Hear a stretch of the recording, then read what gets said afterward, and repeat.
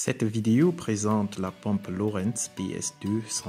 Elle comprend des informations sur la façon d'installer la pompe, de câbler le contrôleur, de faire fonctionner la pompe au mieux, ainsi que quelques conseils utiles de dépannage. La PS200 est flexible afin de répondre à une large gamme d'exigences de débit et de hauteur manométrique et est conçue pour la longue durée de vie nécessaire aux cas productifs tels que l'irrigation, lorsqu'il est installé correctement. Avant d'installer votre pompe, assurez-vous d'avoir les matériaux suivants. Vous remarquerez qu'il y a beaucoup de matériaux qui sont inclus dans la livraison de la pompe et plusieurs qui devraient être achetés localement. Commencez par raccorder un tuyau à la sortie de la pompe. La sortie de la pompe est conçue pour un tuyau de 1 pouce. Le tuyau doit être fixé à la pompe à l'aide d'un collier de serrage en acier inoxydable. Pour éviter de perdre la pompe, il faut la fixer à l'aide d'une corde de sécurité avec une extrémité fixée à la pompe et l'autre fixée à terre. Dans ce cas, nous l'avons fixée autour d'un bois 2x4. L'étape suivante consiste à fixer la sonde de puits optionnelle sur le tuyau au-dessus de la pompe à l'aide d'attaches de câble. Le capteur de la sonde de puits garantit que la pompe ne fonctionnera que lorsque la pompe sera complètement immergée dans l'eau.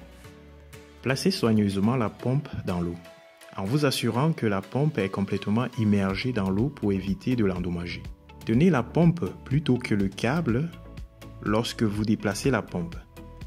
De plus, évitez de faire fonctionner la pompe dans la boue. Le contrôleur peut être fixé au mur ou à l'arrière d'un module PV, à l'aide des écrous à rivets ou des trous. Voici un conseil utile. Essayez d'installer le contrôleur de manière que vous puissiez toujours voir les voyants lumineux. Il est recommandé d'installer un serre-câble pour ranger les câbles et réduire la force sur les fiches et les câbles lorsqu'ils sont déplacés ou pliés. Veillez à ce que tous les câbles ne puissent pas être bouchés par de la boue ou de l'eau.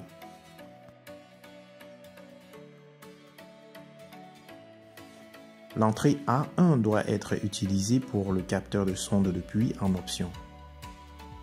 Cette entrée a un délai de 15 minutes pour éviter des démarrages et arrêts inutiles qui réduisent également l'usure du système. L'entrée A2 est conçue pour allumer et éteindre la pompe à distance. Si aucun accessoire n'est utilisé, les pompes fournies doivent être insérées, sinon la pompe ne fonctionnera pas. Utilisez l'adaptateur MC4 fourni pour connecter le module PV au contrôleur. Ne dépassez pas 50 volts, sinon vous risquez d'endommager le contrôleur. La tension en circuit ouvert ne doit pas être inférieure à 24 volts.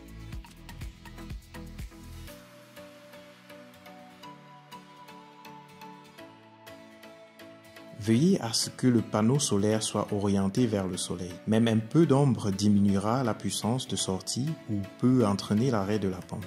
Ensuite, allumez la pompe. Si le voyant vert reste allumé, cela signifie que la pompe est en marche et que vous pouvez profiter de l'eau. Cela peut prendre quelques secondes pour remplir le tuyau avec de l'eau.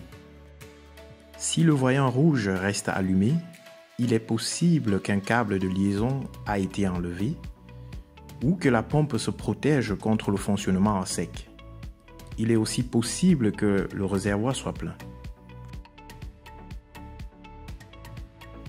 Vérifiez d'abord s'il y a des plis ou des coudes dans le tuyau. Si c'est le cas, redressez-les. Si ce n'est pas le cas, vérifiez que le panneau solaire fait face au soleil et que l'ensoleillement est suffisant. Enfin, assurez-vous que tous les fils ont été correctement connectés, voire étape 4. Si votre pompe ne fonctionne toujours pas, contactez votre vendeur, partenaire local pour obtenir de l'aide en cas de problème.